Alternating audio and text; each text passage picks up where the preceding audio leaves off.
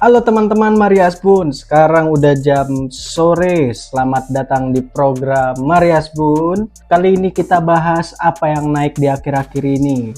Kalian ngerasa enggak sih pengeluaran akhir-akhir ini? Terutama ini akhir bulan ya, di bulan Juni mulai membengkak. Udah jalan 2 minggu. Dimulai dari per 10 Juni kemarin, Pertamina melakukan penyesuaian harga terutama di produk BBM non subsidi, terutama Pertamax dan Pertamax Green RON 95. Naiknya lumayan signifikan sekitar 4 ribuan. Jadi ini sangat membuat efek yang signifikan bagi masyarakat dan harus mengeluarkan biaya lebih untuk transportasi sehari-hari. Tapi apa yang sebenarnya yang membuat harga BBM non subsidi ini terus melakukan penyesuaian? Apakah disebabkan dengan kebijakan pemerintah, harga minyak dunia, atau kondisi ekonomi global?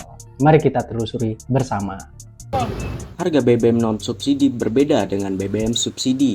Harga jenis ini mengikuti perkembangan pasar energi. Karena itu, perubahan harga dapat terjadi sewaktu-waktu mengikuti berbagai faktor ekonomi.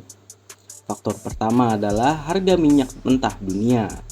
Ketika harga minyak dunia naik, biaya pengadaan bahan bakar juga ikut meningkat. Pergerakan harga minyak global dipengaruhi konflik geopolitik, pasokan energi, dan permintaan dunia.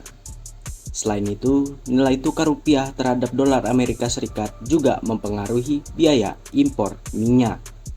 Artinya apa? Artinya harga BBM non subsidi yang kita lihat di SPBU Pertamina saat ini ternyata tidak hanya dipengaruhi oleh kondisi di dalam negeri, tetapi juga kondisi situasi global yang memanas. Tetapi jangan kemana-mana karena berikutnya ada segmen lagi untuk kita membahas ini setelah jeda iklan yang satu ini.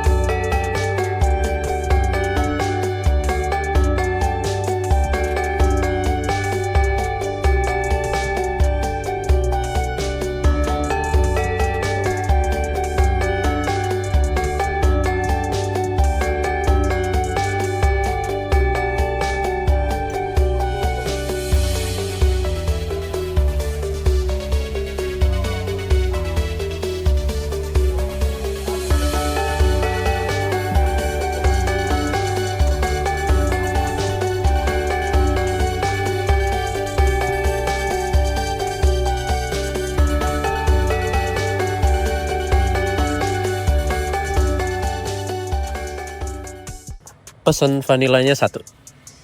Boleh bang?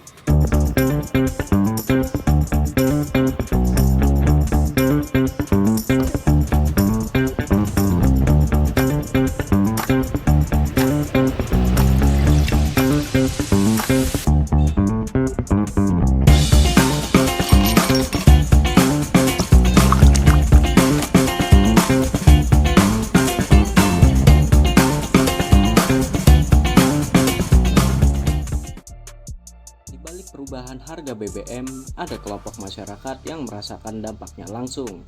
Salah satunya adalah pengemudi ojek online yang setiap hari bergantung pada kendaraan bermotor.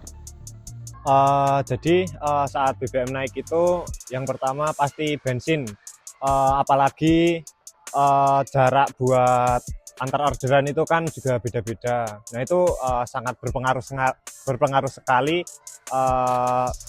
terkait dengan kenaikan harga BBM. Efeknya itu emang sangat-sangat signifikan ya, apalagi buat Pertamax yang naik itu harus kerja ekstra lah mas. Kenaikan BBM juga dirasakan pedagang yang mengandalkan kendaraan untuk mencari nafkah. Itu nggak ngaruh di penjualan ya mas, cuman di misal kita udah hitung-hitungan di HPP itu lumayan kerasa jujur. Misal 1 minggu kita harus keluar kayak cuman 75.000, ini udah kayak 100, terakhir tuh 130 kita isi sampai full.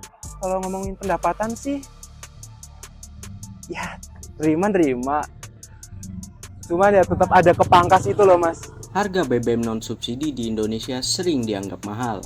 Namun jika dibandingkan beberapa negara Asia Tenggara, kondisinya tidak selalu demikian. Setiap negara memiliki kebijakan energi yang berbeda. Ada yang memberikan subsidi besar dan ada yang mengikuti harga pasar secara penuh.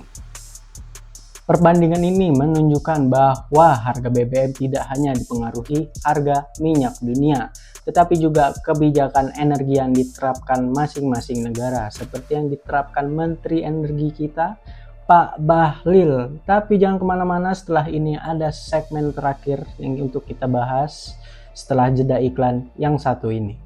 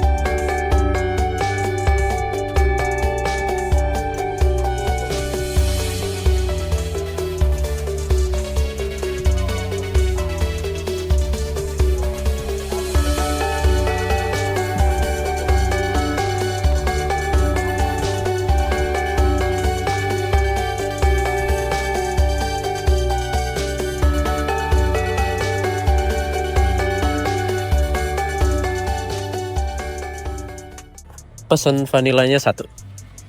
Boleh bang?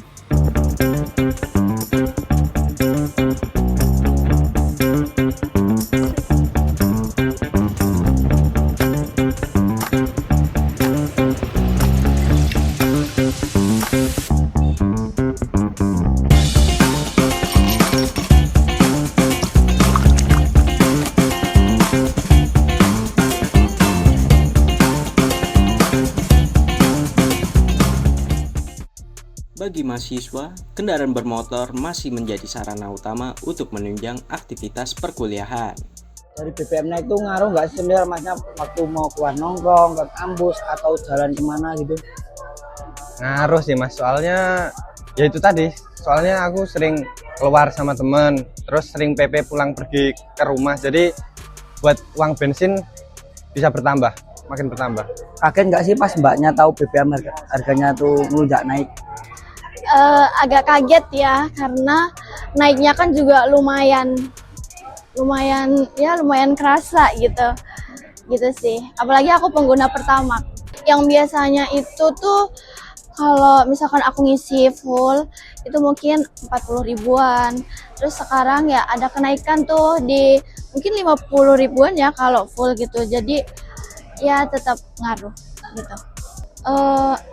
Ada sih, ada dampaknya ya, tapi mungkin per minggu atau 2 minggu sekali gitu ada kenaikan pengeluaran gitu karena buat bensin gitu sih.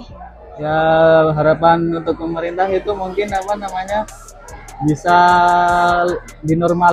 dinormalkan lagi lah untuk harga-harga BBM seperti dulu daripada yang sekarang gitu. Meski memiliki pandangan yang berbeda, sebagian mahasiswa mengakui kenaikan BBM non-subsidi ikut mempengaruhi pengeluaran harian mereka. Ada apa dengan Pak Bahlil? Kenaikan BBM non-subsidi bukan hanya persoalan harga di SPBU, di baliknya terdapat pengaruh harga minyak dunia, nilai tukar rupiah, hingga kebijakan energi yang berlaku yang dilakukan oleh Pak Bahlil lagi. Sementara itu, masyarakat yang bergantung pada kendaraan untuk bekerja maupun berkuliah menjadi kelompok yang paling merasakan dampaknya dalam kehidupan sehari-hari, terutama di strata kelas menengah hingga ke atas. Tapi lebih efeknya kuat di kelas menengah sih ketimbang di atas. Lalu, apakah harga BBM non-subsidi akan kembali turun?